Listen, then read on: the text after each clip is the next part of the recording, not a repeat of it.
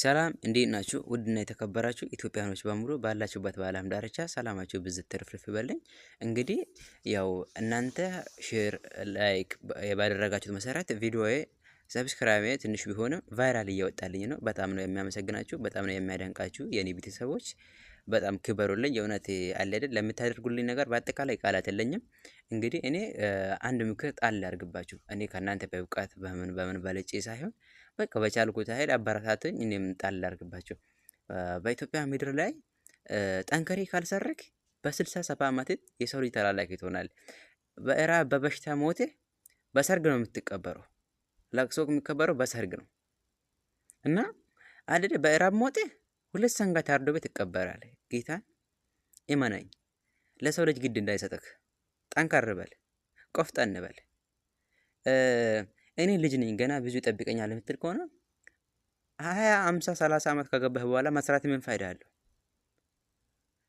ገና እናት አባቶችን ከመውቀስ እናንተ ናችሁ እንደዛ ያደረጋችሁኝ ምናምን እያልክ ከተወለድክ እስከ 10ኛ ክላስ እስከ 12 እውቀት አለክ እስከ ጥግም ተምረ ለሀገራችን የሆነ ኩራት እንድትሆን ብትማር ችግር የለውም።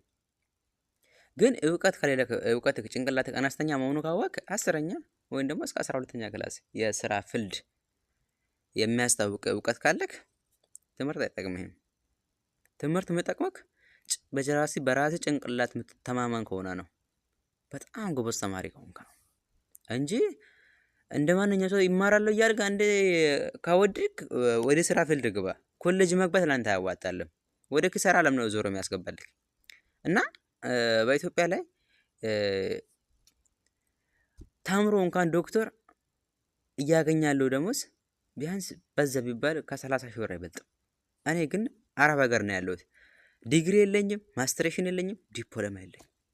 የመን ዶክተር ነው ፓይለት ከሚያገኘው በላይ ነው የሚያገኘው። በወር 40 ሺህ ማለት የትና የት ሶሪ ከፓይለት ጋር አወራደርኩት እና እንዴት መሰላችሁ? የራሳችሁ እውቀት የማያስተማመናችሁ ከሆነ ሀገራችሁን ውደዱት፣ ሀገራችሁን አክብሩት፣ ከሌላ ዜጋ ጋር አታስደፍሩት እና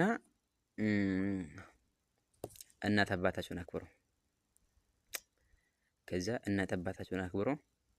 እናት የምትለውን ነገር ማዳመጥ በጆሮ ማሳለፍ ማድረግ ነው እንጂ የምታስታውል ከሆነ ከኋላ ቀር ነህ። ነገ ላይ አባት በልጅነት ይገርፋል፣ ይደበድብሃል፣ ብዙ ስቃይን ያሳያል፣ ሊያሳይም ይችላል። ግን ነገ ላይ ጠንከር ብለህ እንድትሰራ ራስን እንድትችል ነው የሚያደርግልህ።